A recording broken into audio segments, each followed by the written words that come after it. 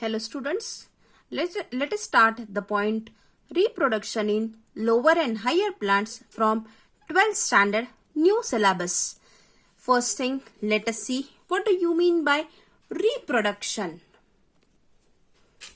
The first thing, reproduction means production of young ones like plants.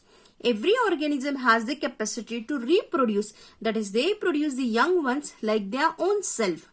And this reproduction is very essential because it leads to the continuation of the species and also maintains the continuity of life. This reproduction is further of two types. And the two types are asexual reproduction and the sexual reproduction. Asexual reproduction is the reproduction in which no two organisms are involved, and the sexual reproduction is the reproduction in which two different organisms, that is the male and the female, they are involved, that is the sexual reproduction. Let us start the asexual reproduction. So this asexual reproduction does not involve the fusion of two gametes. It does not involve the sex cells, and so the progeny produced is identical. In the asexual reproduction, two different gametes are not involved. Hence, the offspring, the next generation is genetically identical. That is, genetically identical progeny is produced. So, they inherit the genes of parent, that is the single parent, and hence they are morphologically and genetically identical. Identical, that is they are same to same, and hence they are called as clones. So asexual reproduction producing the same to same organism like parent because only single parent is involved. This asexual reproduction is further of different types like fragmentation, like in Spirogyra, budding, example we can take yeast, and the spore formation. Spore formation, we can take the example of Chlamydomonas. Now the fragmentation.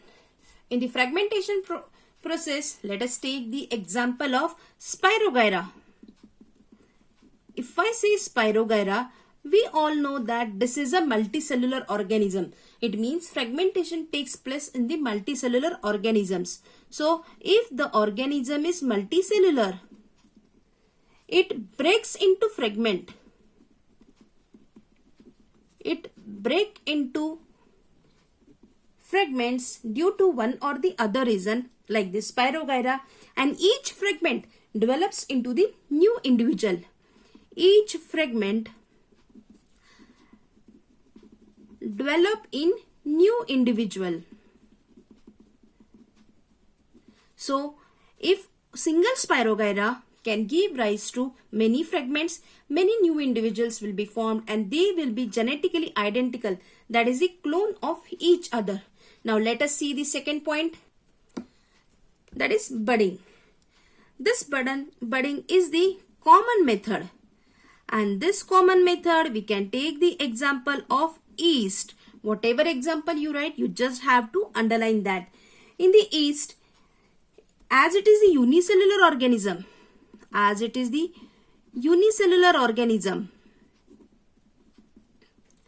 the budding takes place only on the arrival of favorable conditions. That is, whenever the conditions are favorable.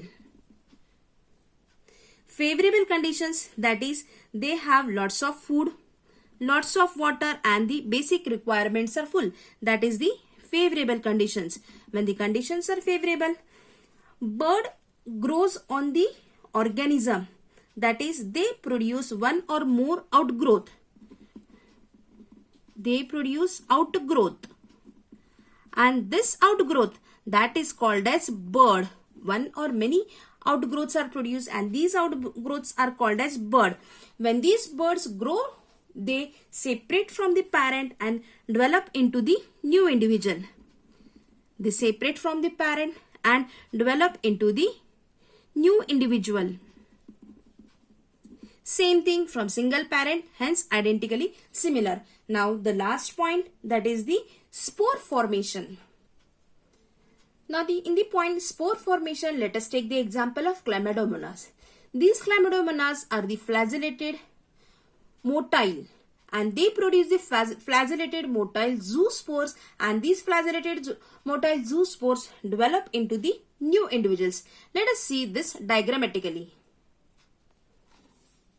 We have seen fragmentation. This fragmentation takes place in Spirogyra. You all know that Spirogyra is filamentous and it has the ribbon-shaped chloroplast.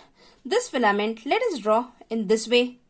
If this is the filament, it breaks in many parts. When it breaks in many parts, you can find that many Spirogyra are formed. So, simple thing. The filament breaks into many pieces and each piece develops into the new individual that is identically similar to the parent. Next point, we have seen the budding. In the budding, we have taken the example of yeast. Yeast, as it is a unicellular, just we can draw it in this way. It has the nucleus. A bud is grown, outgrowth is grown. In that outgrowth, the nucleus travels. There may be one or many buds, one or many outgrowths, and when this chain of outgrowth, when the growth is completed, they separate from the parent, and you will find that many such individuals are formed similarly to the parent. Next point, we have seen the spore formation. In the spore formation, we have seen Chlamydomonas. Chlamydomonas is just the structure in this way. It has the cup-shaped chloroplast. It has the flagella and the nucleus. Now, inside this Chlamydomonas, when the reproduction takes place asexually, you will find that many zoospores are formed, and the zoospores are similar to the Chlamydomonas.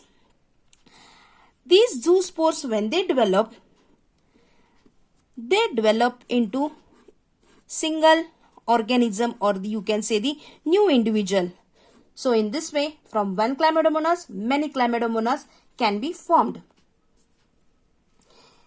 Like the spore formation, budding and the fragmentation, again there are some different methods like binary fission that takes place in amoeba or the paramecium, the conidia formation that takes place in penicillium, and the gamule formation that takes place in sponges.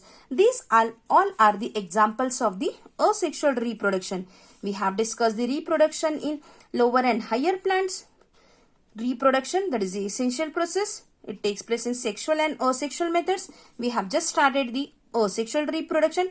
Takes place by fragmentation, budding, spore formation, or it can be binary fission, conidia formation, or gamule formation. Here we have discussed just the fragmentation, budding and the spore formation along with their examples Spirogyra, yeast and Chlamydomonas and their diagrammatic form. Like and subscribe the channel so that we can come again up with the new exciting videos. In the further point, we are going to discuss about the sexual reproduction in the plants. Thank you.